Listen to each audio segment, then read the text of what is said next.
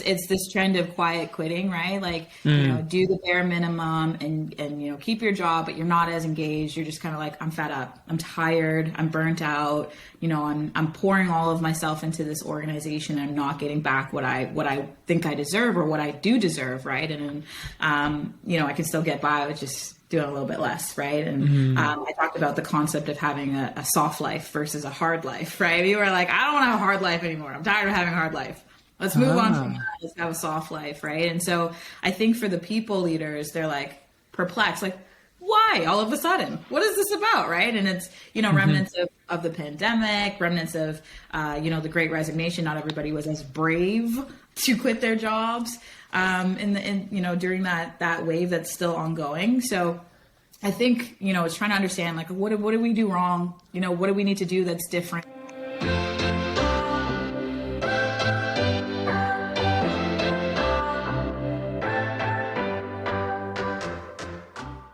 Hello and welcome to the Unicorn Leadership Podcast. My name is Fahad Al-Hattab. I am your host. And this podcast is where we interview leaders, where we interview VPs of talent or people in culture on their journey of building a high-performing team, their journey of being an effective manager, an effective leader, and more specifically in this episode, importance of creating a people-first company.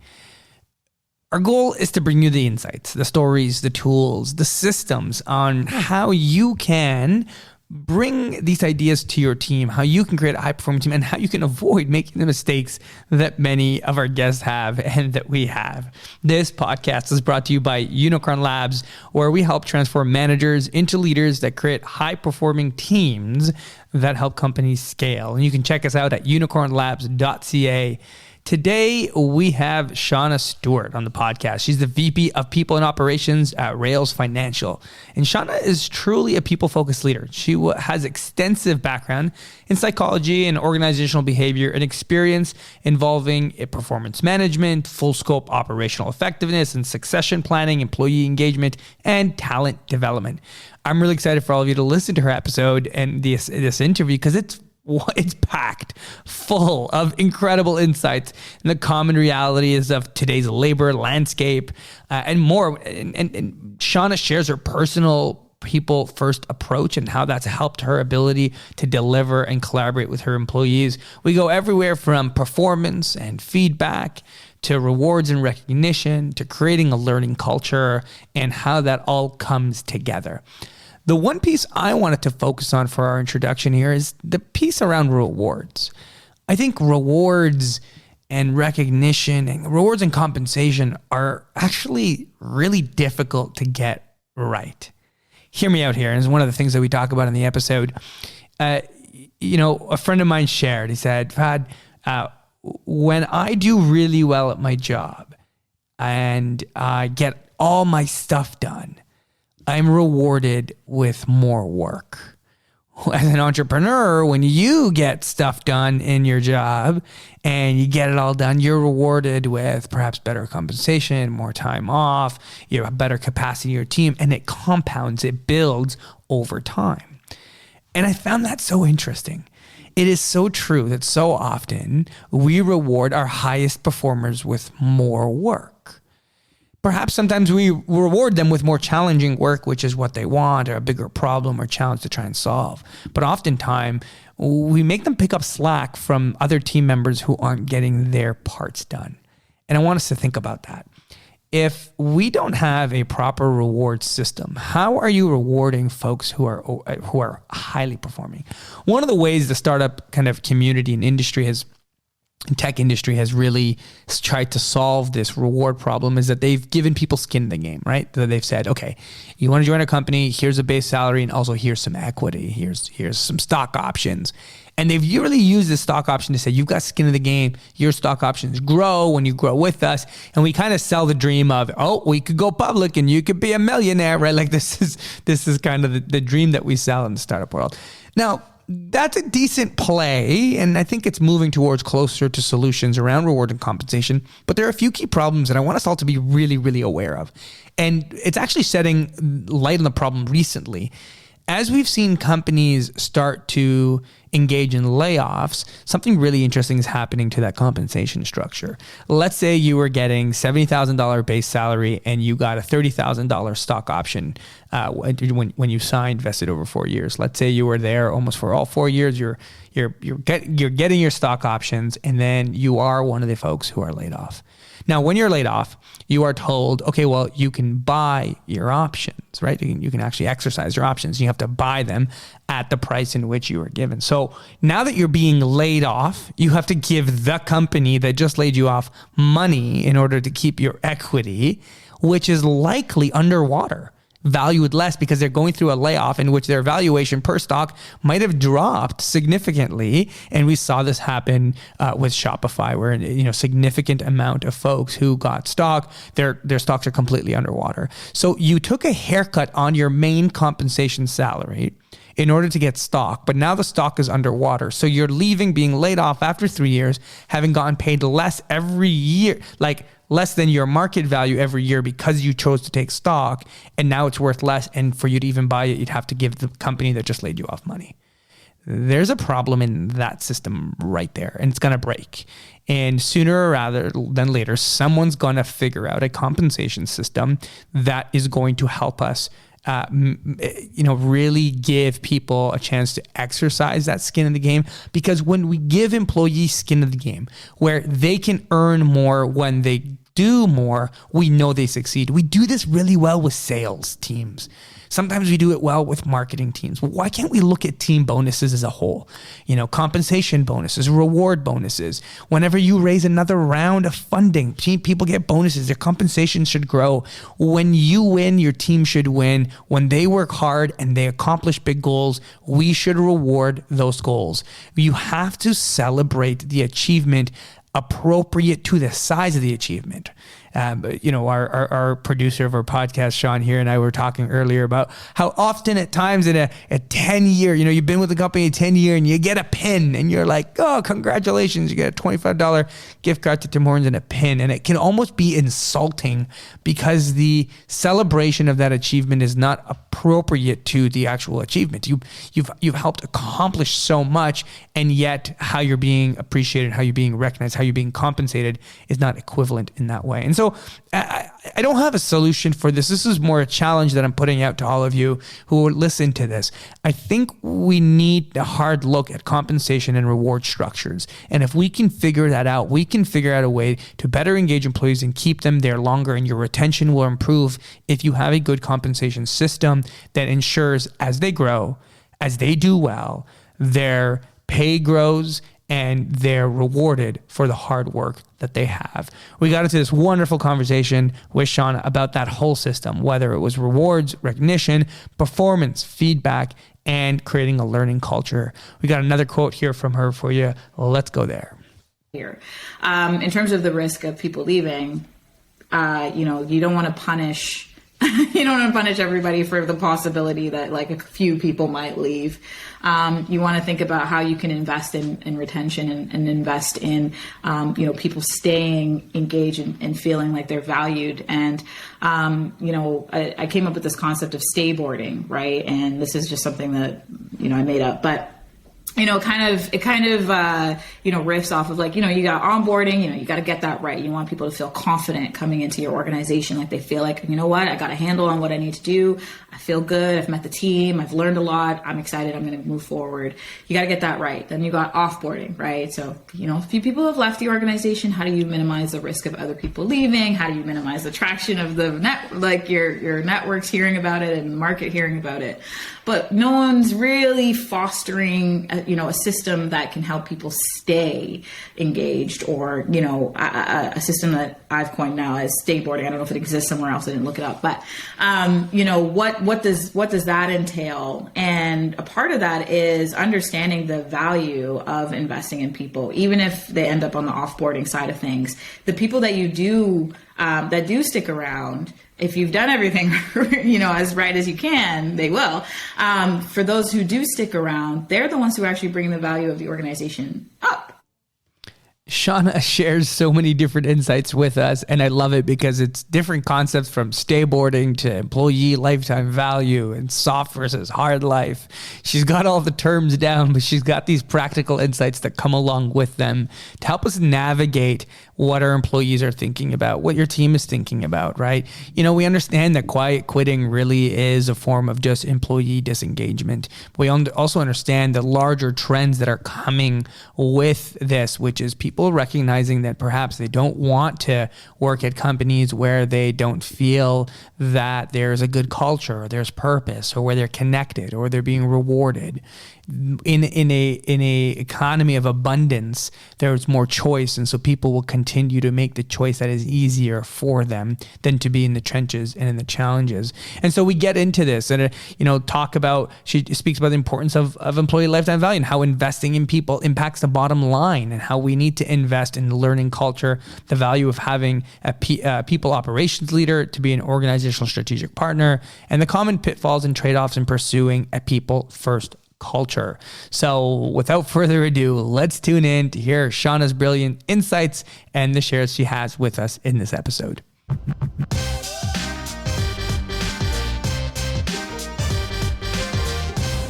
All right, we're getting started. Hello, Shawna. How are you? Really excited to have you here with us today.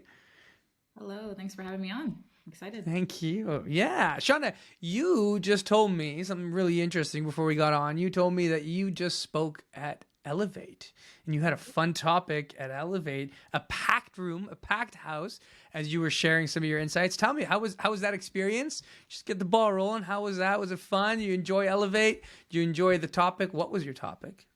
Oh, it was a ton of fun. I actually was joined by CEO of Wavy, and also Lupio's head of people, VP people, and we had a really fun topic, which was how to build culture when nobody gives a So gives a fuck. Yeah. So we had a packed house, and we were like, "Do you guys care about this topic, or are you just like, they swore, let's go?" But we really did unpack a lot and tried to be as tactically charged as possible. I can't even tell you how many things I was like, "You should do this, you should do this, you should do this." So love having those pointed conversations with people and really engaging with the audience. It was a ton of fun. I love it. What do you think is currently top of mind for those who entered your session and they were there to listen? They had some questions in their mind. What's the biggest questions people are asking right now that are in people and culture, that are VPs of talent, that are in this space? What's top of mind for them right now?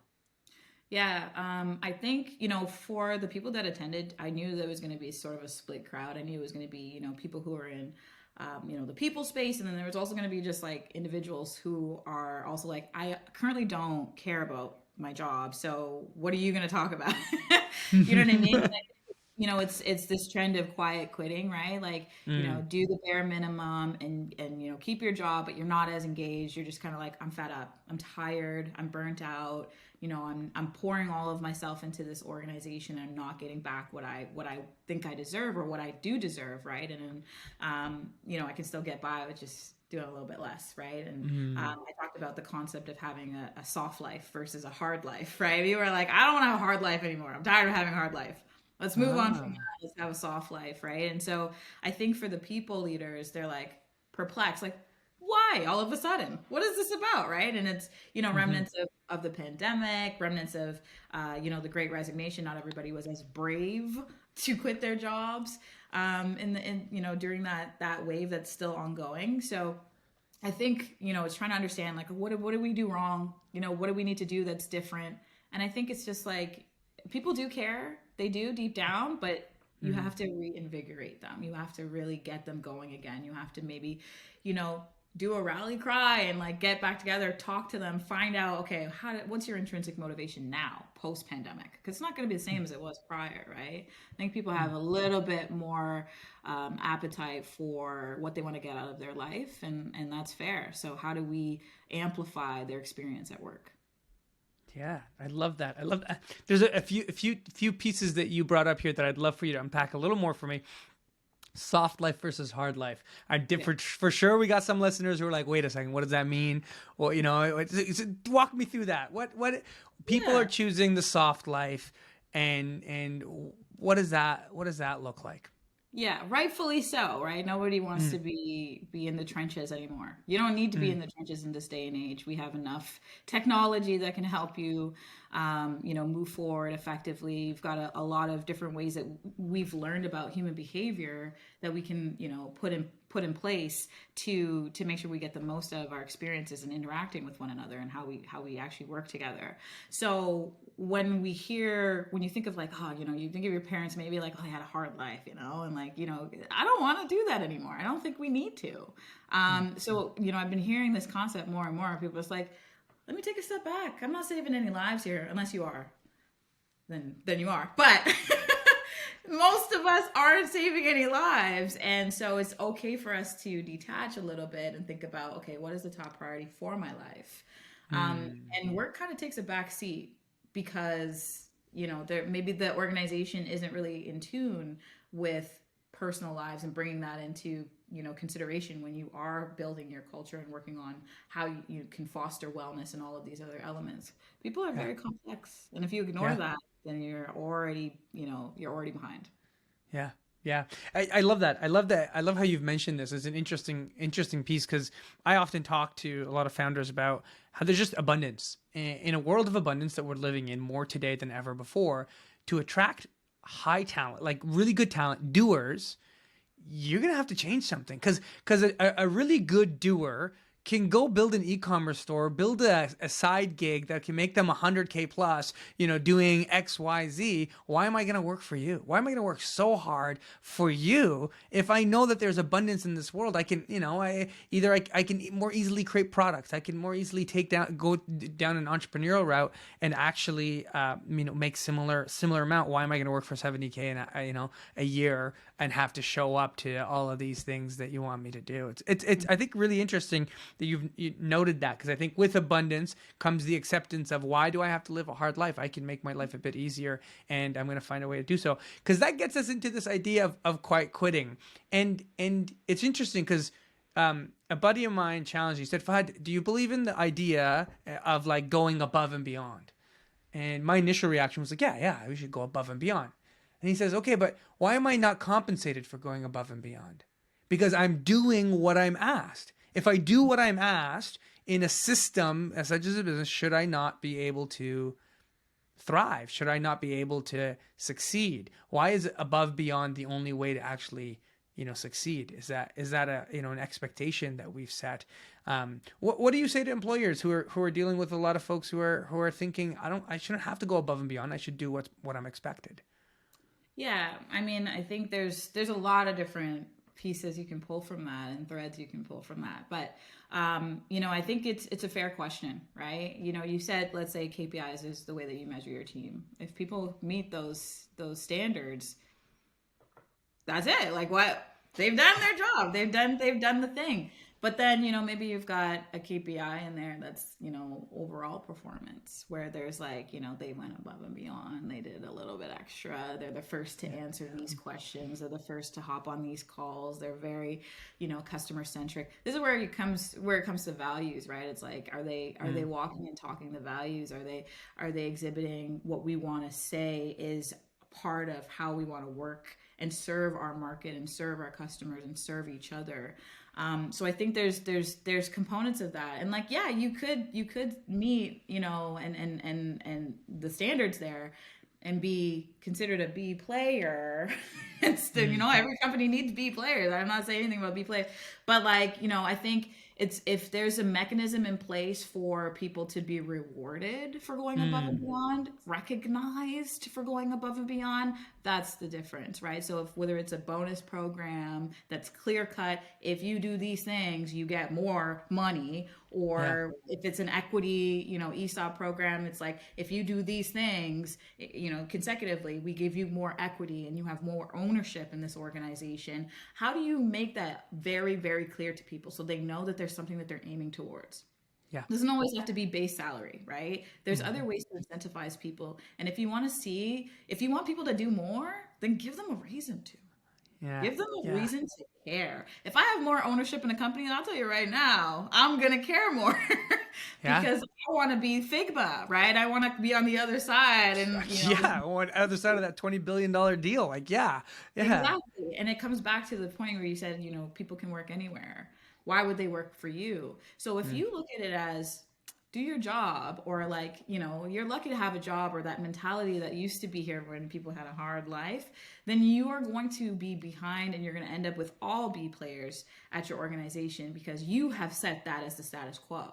But if Yeah. you're looking for people who are charged up and excited and want skin in the game, then give them something to aim toward, and then they'll do more because they'll get more, right? It's a give and Yeah. take, right? It's really important to understand that you invest in them, they invest in you, and so on and so forth, and it goes back and forth, right? If you don't want quiet quitters, give them a reason not to be quiet quitting.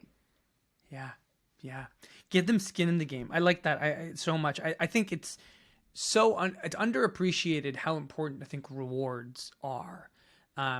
And the reason for it, I think, a buddy of mine who worked at the government for many years, government of Canada, he said, Fad, if you're an employee and you do really well, you're rewarded with more work. If you're an entrepreneur and you do really well, you're rewarded by getting more compensation. You got paid more. You build your business. It compounds. But as an employee, if you do really well, they're like, okay, well, you have this more work to do because buddy here and buddy there didn't get it done. And that's so interesting, right? If that's where our reward system is, that's where we're losing really good people. I like how you mentioned skin in the game, and I think Shopify, we're seeing some big changes there in their compensation structure. They announced some big changes, but they're trying to give more skin in the game, more stock opportunities in all their rewards, and to get more of that ownership. Even a company that size is still looking at equity and stock prizes instead of just cash. And I think especially our smaller teams, we really got to look at that. I like how you've noted that, Shawna. That's really cool. So Shawna, we're getting into all these ideas, and I know we dove right into it, and you're quick on the ball, and I love it how quick you are. Let's take it back and let's give folks a little bit about who you are. Where are you right now? So what position are you at with what company? Where are you working? Give me a little bit of rundown of where you are right now. And then we're going to go back into a little bit of your history and learn a little bit about how you got to where you are, how you got to some of the insights, and how you've continued to push the envelope in your industry.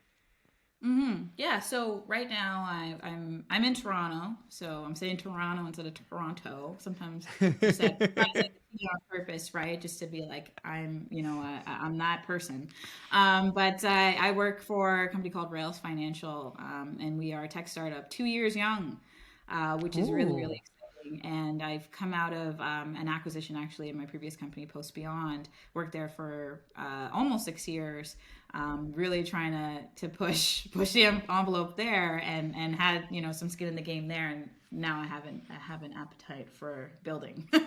Yes. So I wanna continue to build and see these companies grow and be a part of the core of that. So that's what we're focused on right now. I'm in fintech, was in martech before, so it's a learning curve for me, which is really exciting too because I just am a curious person. So really excited to be in this space that's emerging and really blossoming, and I think there's a lot of great potential here for Rails and other fintechs that are coming up. That's awesome. That's really cool. And so, Shawna, where did you get your start? So you grew up in Toronto. You go to school in Toronto. Yes. And what was take me back to what was your university degree in? What got you into the startup world? The mess that is the startup world, the chaos that is what we know it as. Yes, I'm a chaos chaser, I think. So I grew up in Toronto for the beginning of my life, and then I moved out to Ajax to finish, middle school and high school, and then I came back. Went to Ryerson, or I guess it's called Toronto Met U now. I took psychology in my undergrad, and I was thinking, I'm going to go into clinical psychology. That's what I want to do post grad. Did a few placements and realized it wasn't necessarily for me. I think the idea of not being able to help people really improve greatly was a bit limiting for me. I wanted to really be able to see people see my impact on people's lives and see them grow, and so I did a little bit more into organizational behavior.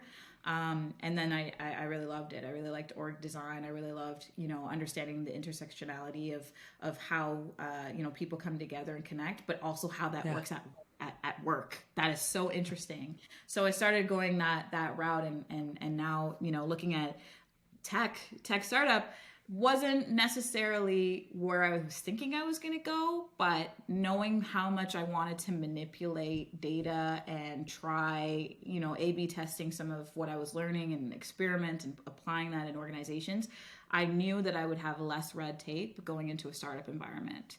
And I wanted to get feedback from the people that were working there, because there's millennials that are working there, there's, Gen X and so on. And I was going to be able to see sort of that, the ingredients of all that come together and see how that really, resonated with what I was trying to build. So started at into the tech space and haven't looked back since. That's cool. That's awesome. That's fun. And you didn't always start in HR and kind of the people and culture space. When you got into the tech space, where were you originally? Yeah, so I started it more on the operations side, and more so like just organizing, how companies could work together and come together. Also just the mechanics of office right. Setup and how that all works and everything like that. And then sales too, right? I did some sales. I was a BDR for a little bit. I wore a lot of different hats everywhere I went though. I'd found a way to do some HR. And so that's how I was able to build up my experience, because, it's like, oh, Shawna can actually help with this because she's done, payroll before. It's like one of those things where it's like, yeah, give me an opportunity. And I kind of carved my own way into the people ops space and was able to see some traction there. So I got a lot of exposure to different industries and a lot of different exposure to different roles, which helps me in the role I'm in right now, because I can really empathize with people. Yeah. There's been a lot of different navigations. Yeah, that's cool. So in that journey, you've been exposed to a lot of different cultures, a lot of different kind of systems, and where people are trying to create culture in different organizations. Do you have any story that stands out to you for when you realize, like, yeah, this is the kind of culture I want to try and be part of, I want to create? Was there any moment for you that really stood out, that solidified kind of the path that you're on now, and the kind of the philosophy and the vision that you're trying to build in the organizations you're in today? Yeah, I think the biggest validation for me is talking to people, interviewing people, doing, stay interviews with people that work at organizations, understanding why they're there to begin with and what would help them stay. Like, what would we need to do to have you, some longevity in your experience here? And having that feedback loop has been so fruitful for me, because it gives me pep in my step and motivation to, like, really do something great for these people, because they are eager to see themselves grow in their careers and see themselves grow as part of organizations. But it also helps me empathize with them, helps me, build these programs out and understand the intricacies of, like you said, different cultures, working with a, completely distributed team. There's a lot that you have to think about, where it's like, even just, what days they're not going to be working, right? Because of, different, religious observance, or,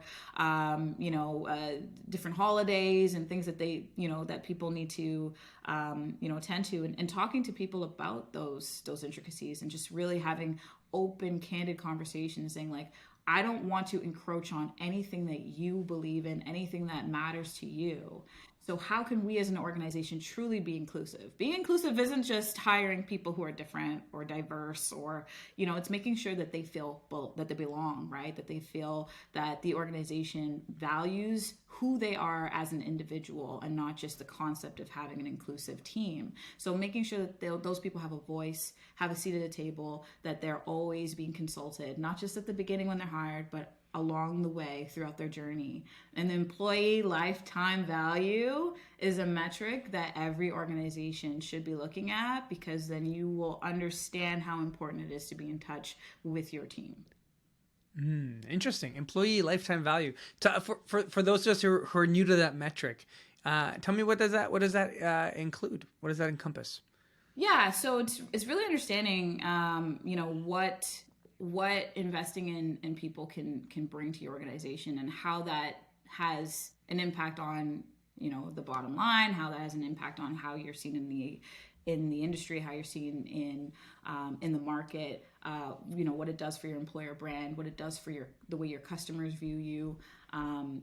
Obviously minimizing, the amount that you have to invest in training people, or retraining, or hiring efforts, and there's a lot of different variables that go into that, but ultimately it's kind of like doing a pros and cons list, right? So people who are not organizations or leaders at organizations that are not necessarily people first, because they don't see the value, like, oh, well, the bottom line is what matters. But understanding how people connect to the bottom line is really important, because if you really have a clear understanding of this metric, you will be like, oh my goodness, we need to invest in people.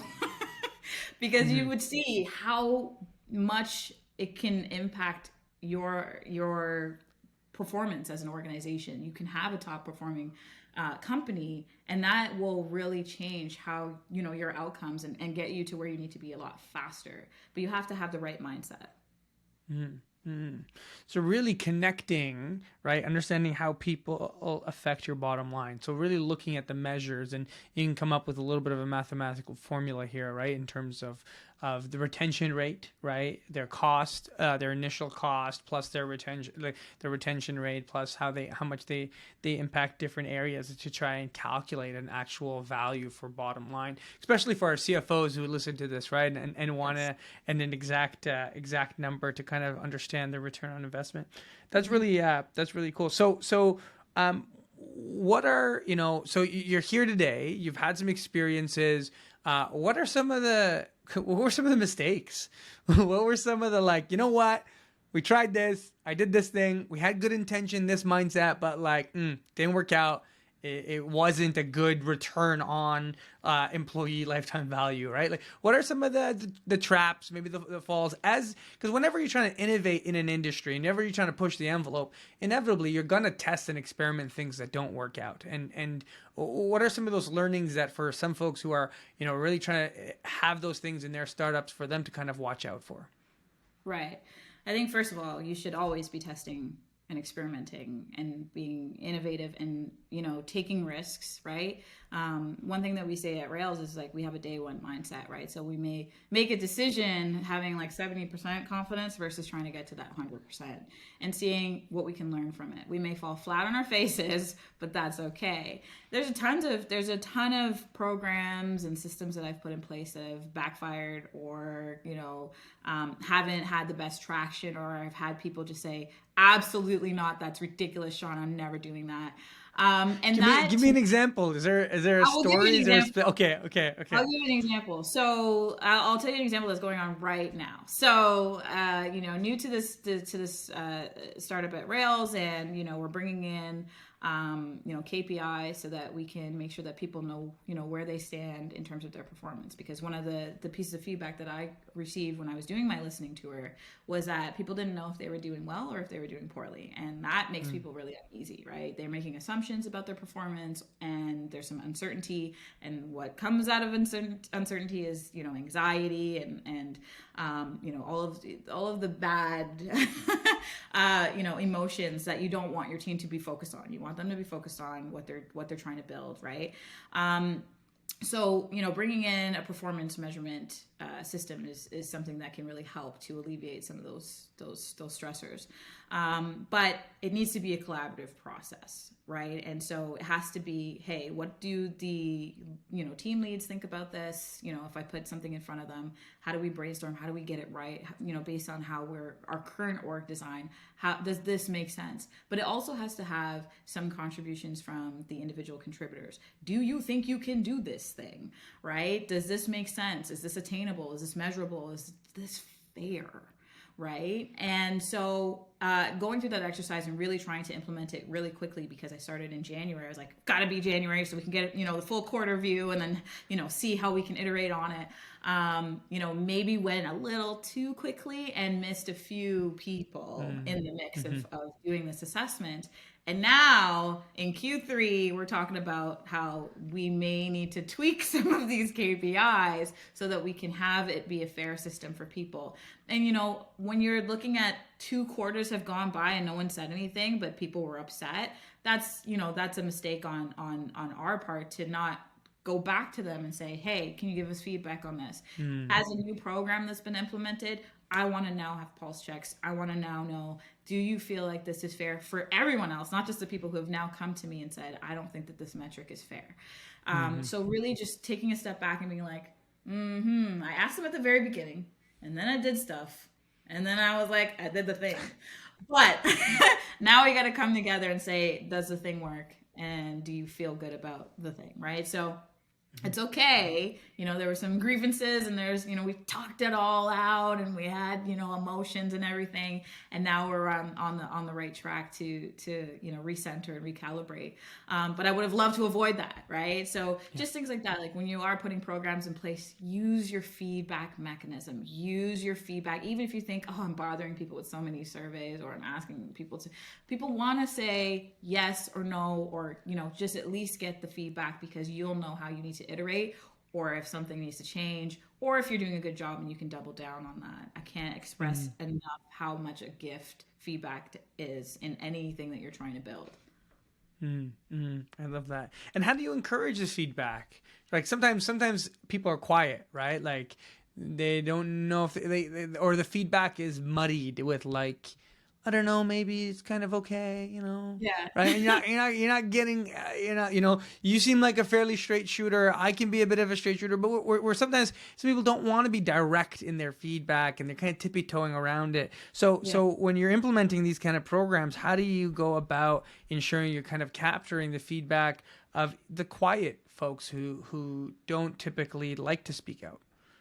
It's funny because I got feedback that we needed to have a foundation for that. And one of the things that came out was, hey, I don't really feel comfortable to talk to, my manager about, things that I really like, my workload, or, blockers that I have, because once we get in our one-on-ones, we just shoot the shit, and it's, it doesn't feel appropriate, or I feel like, oh, maybe I shouldn't complain about this, or, maybe it's not that serious. And then, it builds up, and then all of a sudden you're having, exit interviews, and they're like, yeah, I just couldn't get it off my chest. I didn't know what forum to use to talk about it. I was so stressed. So what we've done is we've put in place, and I'll plug Collage HR right now for this, but we've put in place check-ins that the employees can do prior to their one-on-one. So it asks, 5 questions, or, more if you want to add in there, but it's like, what are you working on right now? What's your workload like? Do you have any blockers? Do you have any feedback? What are your proud moments? Right? And that's, whatever cadence your one-on-ones are on, weekly or bi-weekly, they're able to say that up front. You can respond to that, and then you have a very constructive conversation in your one-on-ones. What's really important for leaders to understand is that meeting is not yours. That is not your meeting. That meeting belongs to your team. It belongs to your direct report, and they should be leading the meeting. You may have something you want to say, you may have feedback and everything like that, but use those kinds of mechanisms to provide that feedback and talk through what they want to talk through, because they share a lot more when they're able to get their ideas on paper and when they are encouraged to do so. Another way that you can get feedback too is through anonymous surveys, right? So after every town hall, quarterly review session, we do have, employee satisfaction survey that's anonymous. So I don't know who's saying what, where it's coming from, but this is your stage. This is your time. Ask these questions. Have an Ask Me Anything, right? If you are having town halls, there has to be actual interaction with people. You can't just talk at them. So if it's a town hall or an all hands, give them the opportunity to ask questions ahead of time anonymously. Read those questions aloud and answer those questions, whoever the stakeholder is that it belongs to. Give that transparency to the organization, especially if you're talking about startups that are, in a younger stage. You want to make sure people have insight into what's going on in the business. And if they bring those questions to you, Don't avoid them. Don't put them off. Don't say, oh, we don't want to trouble, like, we don't want to trouble you with that. We don't want to trouble. If you have ESOP equity for your team, that means that they are owners, and that means that they deserve that information. So if you want people to have skin in the game, you want people to care, you want people to stop quiet quitting, give them a reason to care. Give them a reason to, if you're bootstrapped or if you're worried about runway, you can communicate that in a way that doesn't scare people away, but it also encourages people to step up, right? We want you here. We're concerned about, our runway, but we've got our eye on the prize. We're going to figure that out. In the meantime, let's maybe slow down on hiring, but I need everybody locked in on this because we can get over this hurdle, right? Really, really show them like, we're all in this together. We're all a part of this. We want to come out on the other side. So I think there's a lot that you can do to just really bring the team together, and through transparency, through good, clear communication and feedback is a great way to kind of employ that. Yeah, I like that. Cool. Shawna, we've covered a few different topics now to try and answer the big question, which is how to build culture when nobody gives a fuck. I guess we're kind of circling back to that. We talked about rewards and giving people skin in the game and making sure that we're rewarding employees appropriately. Not just compensation, but additionally, kind of really giving them a reason to work, a reason for them to feel like they're saving lives or impacting something. Otherwise, the abundancy will have people, want the soft life, want the life that's easier. Why am I going to break my back over something I don't really care about? And we talked about performance and the important, you talked about performance KPIs and the importance of having that, knowing where people are at, and actually involving everyone in building your performance system. And then we got into feedback and the importance of feedback overall, just in all pieces, whether it's feedback on the rewards, feedback on performance. And one of the overall measures that you gave us is to think about lifetime value of an employee and how rewards, performance, feedback all, help actually increase employee engagement and ultimately increase the lifetime value of that employee. So some really cool pieces here that are all kind of organically coming together. But if I take us back to that big question, how do we create cultures where people are burnt out? How do we create cultures and get performance where, there's this looming recession for startups and we don't know what runway is going to look like and whether we're going to get another raise of capital and all these kind of things that are looming over folks. What do you have to share for kind of the CEOs, the VPs of talent who are building their teams and they're trying to scale their teams and this is the environment they're in? What should they be focused on? Because there's a lot of different pieces. Got rewards, got performance, got feedback, I got this, I got a lot of different pieces. How, context is everything for sure, but what's some of your advice on where they should be focused on? Yes, I think for some of the smaller organizations that are looking to scale, number one, if you don't have a people ops leader, you're already behind the curve. Like if you have just a generalist or someone who's just, working on compliance of HR, then you're in trouble. You should really find someone who can lead the charge on that, who's fired up about, making sure that they can help in that initiative and also is someone who could be a strategic partner to the C-suite and to others on the leadership team. That's something that's really important to keep in mind. Another thing, is just making sure that you have an open forum for the team to come to, the CEO, to anybody who's on the leadership team, whether you have to have an office hours. Slack has, open huddles now. You can just sit there and people can come in and talk to you, which is super creepy, but I actually am liking it.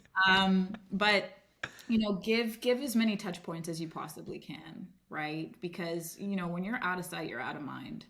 And that's not where you want your work to be when you're looking at scaling up or when you're looking at turbulence and how you're going to respond to that turbulence. You can communicate contingency plans, be careful, I would say, on how much, details that you go into, but you can communicate that, hey, we've thought about, salary freezes. We've thought about hiring freezes. We've thought about, whether we need to do a bridge raise or, potentially do a down raise. You can talk about these things openly. And then also when you do, if it's with your broader group, make sure that your leaders are now talking to their teams individual. Make sure they're talking about it in their one-on-ones, making sure that they're reiterating, because people aren't going to, when they're getting the information for the first time, they're processing. When they hear about it again and they talk it through a little bit more with maybe their peers, they're processing again, more things are brought up. Maybe there's different experiences that are brought to the table that, you haven't thought of because you haven't experienced it yourself. And then one-to-one, what do you need to understand? Well, if we do a down raise, what does that mean for my equity? That's a great question, right? Answer that question for that person one-to-one. Or if, there's a lot of people who are working at startups who don't even know what it means to have equity. That is something that is it's something that we overlook so much. I'm talking about like, hey, I'm trying to negotiate and hiring someone, and I'm like, yeah, so we're gonna give you some more equity here, and like this is how we're gonna amp up our offer to you. And they're like, so what? Because they don't know, right? They what do you mean? What does that mean? So helping them understand like what it means to have ownership in an organization, like be open with that. Don't assume people know what that is. Don't assume people know what a CAC ratio is. Don't assume people know what lifetime value of a customer is. Don't assume these things. Teach people. Provide education and talk to them, but also bring it back down to the individual level. Have that one-to-one experience. And if you don't have leaders that know how to do that, have leadership training for them so that they understand how to articulate themselves when it comes to these tough conversations. Yeah. I think you've hit a really interesting point here. I think more than ever now, people are attracted to startups. You got a lot of employees who are like, yeah, I want to go work for a startup, but have no genuine idea all of what a startup entails, how to think entrepreneurially. They want to work for a startup, but then they're like, yeah, I want more consistency. And you're like, well, we're built in the building phase. There's a lot of ambiguity. Actually, we don't know what we're doing. We're changing our product. We're changing our customer. And so really taking the time, not just teach about your company, but teaching about startup principles. Yeah. Right. I think there's a really interesting piece that you've kind of hit on, right? You're talking about, lifetime value of a customer, CAC, unit economics, just like the basic stuff that you're looking at equity and how that works. And even like the opposite side of equity, right? Here's the thing with equity is, sometimes individual employees will take equity because it's great, but not in a recession where the value of a company is now lower and now your equity is underwater. And so you gave up 30 grand every year on a total compensation of 100 grand because you thought you were getting it in equity, but now it's worthless. And I think they need to understand both sides of it to make a really good educated piece, because you want to filter out the ones that are going to be upset when that happens. You want to filter out the ones who are not ready to take the risk too, as part of being in that team. I really like how you put that. I think some startup education, or even just startup learning about that and our teams would be phenomenal. Yeah, that's cool. It got me thinking. No, I think it's important to understand that too. Like even like, show them a diagram of like the slope of, it's like it can be a scary experience for a lot of people who have never been in the world of work before, or maybe never worked for a startup before, or maybe, their previous job, they surpassed that stage and it's like almost frightening to come back to the uncertainty. But it's okay, right? It's okay to talk about it, and it's okay to, just engage on that and not assume that everybody's got it all together. We don't. Yeah. Especially you get a lot of students, right? A lot of our startups will hire new grads and hire young talent, right, to be able to help with building their products. So we've got some really interesting pieces here today, and I want to kind of push back on one of them, Shawna.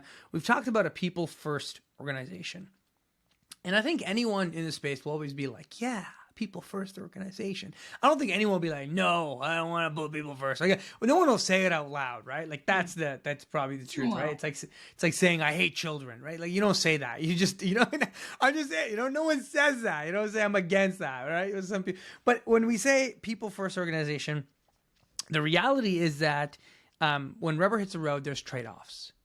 And I think when people agree to a people first organization, I think they agree to it in the idea of a value of like, yeah, I think people are important and I want to put my people first. But when the trade-offs come and push comes to shove, what do those look like? What is the trade-offs that someone needs to understand when committing to a people-first organization?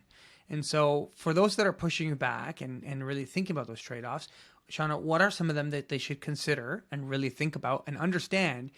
In that short run, some things might hurt, right? A people-first organization is taking a bet on the long run of people investment, but in the short run, it's painful, and there are mistakes that happen along the way with the short run elements. So I'm gonna throw that back onto you here instead of me diving into my own rant. How do you balance those? What should we be thinking about when we're thinking of the trade-offs? And we'll go from there. Yeah, I think the biggest pain points that I've heard in transitioning into this kind of people first mentality as an organization where culture is concerned and values and so on is what if we invest in them and then they leave, right? That's one that comes up quite a bit, and then also the resistance to listen to other people, right? Because as soon as you become people first, there's a lot of inputs that come from, individual contributors that now need to influence how you move forward, what your strategic approach is. What I say back, and those are the two main pain points. I'm sure there's others that are, there are others, I know this, but those are the two main ones that I hear. In terms of the risk of people leaving, you don't want to punish you don't want to punish everybody for the possibility that like a few people might leave. You want to think about how you can invest in retention and invest in, people staying engaged and feeling like they're valued. And, I came up with this concept of stay boarding, right? And this is just something that, I made up, but it kind of riffs off of like, you got onboarding, you got to get that right. You want people to feel confident coming into your organization. Like they feel like, I got a handle on what I need to do. I feel good. I've met the team. I've learned a lot. I'm excited. I'm going to move forward. You got to get that right. Then you got offboarding, right? So, a few people have left the organization. How do you minimize the risk of other people leaving? How do you minimize the traction of the your networks hearing about it and the market hearing about it? But no one's really fostering a system that can help people stay engaged, or a system that I've coined now as stay boarding. I don't know if it exists somewhere else. I didn't look it up, but what does that entail? And a part of that is understanding the value of investing in people, even if they end up on the offboarding side of things. The people that you do that do stick around, if you've done everything, as right as you can, they will. For those who do stick around, they're the ones who actually bring the value of the organization up, right? So the other part of it kind of connects to it too, when you talk about the risk of, people not feeling like, or listening to other people talk about whatever they think, what their opinions are on how we should run a business. Like, what do you know? It's really important. Like, as you are investing in people, they're learning in real time. They're learning about what's going on in the market in real time, and they're going to bring that back into the organization. And guess what? They're probably going to inform you, right? You may be, I'm talking to people about raising money, and I'm talking to people about, what's the next steps for our organization. You're so hyper focused on this story that you're the message that you're sending and whatever the strategy was or is.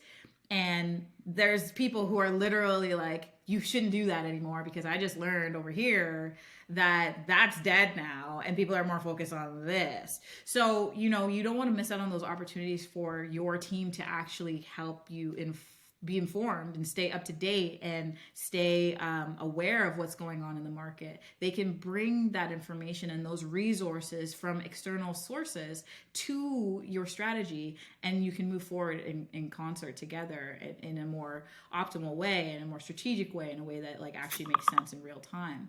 So I think, limiting the opportunity for people to give feedback or limiting the opportunity for people to share their insights is actually hurting your organization. And the only way for them to get those insights is for you to invest in them, right? So it's kind of like, it goes full circle. But, those are the two main pains that I hear. And I'm like, let me talk you out of it right now.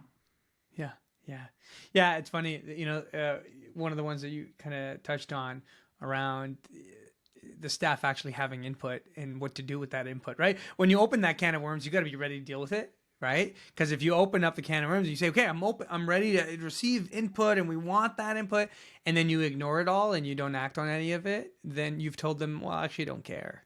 Yeah. So I'll we're tell just you, saying I'll more give people you, first, right? yes, I'll give you an example of a program that I put in place in my previous work.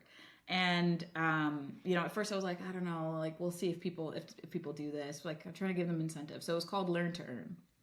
And basically what it was, you've got different levels of learners. This is all stuff I made up, right? The different level of learners. So you've got curious learner, you've got the risk savvy learner, and then you've got the future C-suite learner, right? And there's different ways that you can interact with this program. So the goal of the organization, let's say this particular quarter, because it changed each quarter, was to listen to or attend 50 webinars. And this is a team of 25 people. We're collectively as a team, we're going to attend 50 webinars this quarter.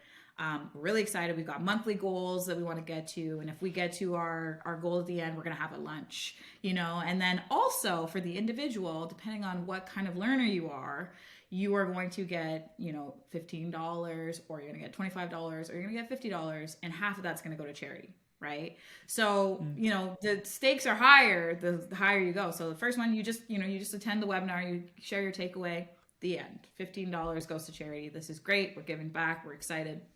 And then you go risk savvy. Then you got to have an action item. What are you going to do about it? What you've learned? How are you going to put it into practice? Leadership's going to follow up with you. We want to know how you've implemented it. We want to see, we want to learn. And then the C-suite one is like, I've got an action item for the organization that I think we should explore.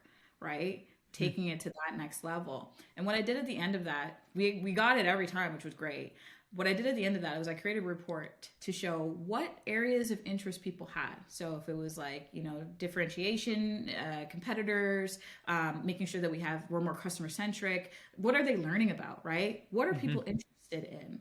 And that fueled what they were going to work on in the next quarter by department, and how we should have targeted, moving forward as an organization and our strategic approach. And then it just kept swelling and swelling and swelling. And we started to narrow in more and more on problems that we were trying to solve for the organization. And they were going out and learning about all the gaps that we had, that we identified in a needs analysis right before that. And they solved the gaps. And every day they were like, hey, I know we have this gap in the org. I just listened to this webinar. And it wasn't even about the money. It wasn't even about the charity, even though it was great that we were able to do that. But it became something that people were really excited to do. And we were able to tell a really great story at the end of it. So I think, thinking about outside of the box of like, well, we're giving away money, or we're giving no, it's not about that. What they're bringing back is so impactful, can be so interesting, and can really help move and propel your company forward when you're all collectively on the same page. Yeah. Yeah. We often talk about creating a learning culture in the organization. And I think, Shawna, you exactly hit the nail on the head there, right? What do I have to do, and what system can I put in place that both empowers people to solve the problems that they know exist, but also encourage a learning culture where people are learning? And I think along the way, you've kind of really answered the question of how we create phenomenal cultures. We reward people so that they care more, and we give them a reason to care. We help them know when they're doing well by checking in with their performance. We give them a ton of feedback. We give our managers tools for effective one-on-ones. And then finally, we set up a system for learning that allows us to really go all in on a people-first culture. Shawna, this was really fun. This was great. I took a lot away from it personally, but you've shared so many wonderful insights. A nice few terms there, everything from stayboarding to your future C-suite learning paths, everything you've had to share with us. I'm going to end it off here, Shawna. I want to tell everyone about you being a big Toronto Raptors fan, because I'm a big Toronto Raptors fan. So I wanted that little last shout out. I had it in my notes there. I heard you guys had a big last company big celebration, big Toronto when Toronto won the finals. You took the day off and went to the parade. That's culture right there. That's I'll show you in the background of my office here. A trophy on my wall. I do not hold back. When the season starts, everyone's just gonna have to get used to me wearing Raptors gear on every game day. On every game day. I love it. That's awesome. They're gonna know when the Raptors play. So that's it. Awesome. Thank you, Shawna, so much. I appreciate it. Thank you, Shawna, for that amazing episode. We covered so much, and you have such a wonderful kind of attitude towards the people in culture space. Such innovative thinking and such kind of new terms and new ideas of and challenging old systems and how we actually go about engaging our employees and creating a people first company. Thank you so much for all of those pieces. And thank you to our listeners. Thank you for listening all the way through.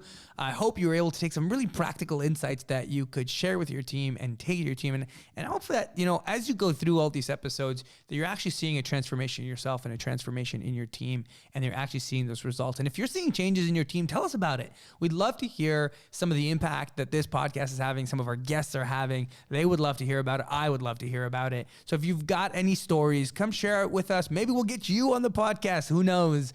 If you've got any questions, reach out to us.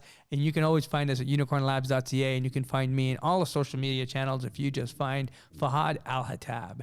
And this is the question I wanted to leave you with today. We started off our episode thinking about rewards and recognition and incentives. And so I want to use that to kick off this question. Which of your current views would you change if your incentives were different? At work, would you hold similar work patterns and similar views if the reward structure was different? In what ways could the reward system structure be made worse? And in what ways could it be made better for everyone to actually engage? And that's it for today. Thank you so much for tuning into our episode here in the Unicorn Leadership Podcast. You can find our show notes and transcripts at unicornlabs.ca/podcast. And as always, if you like the content, share it with your team, share it with your company, share it with your friends, share it on social media, subscribe, rate, hit the bell notifications. I'm going to start saying that now more because it sounds cool. And you'll get notified when our next episode goes out. Thank you all for tuning in. This was the Unicorn Leadership Podcast with your host, Fahad Al-Hattab. See you.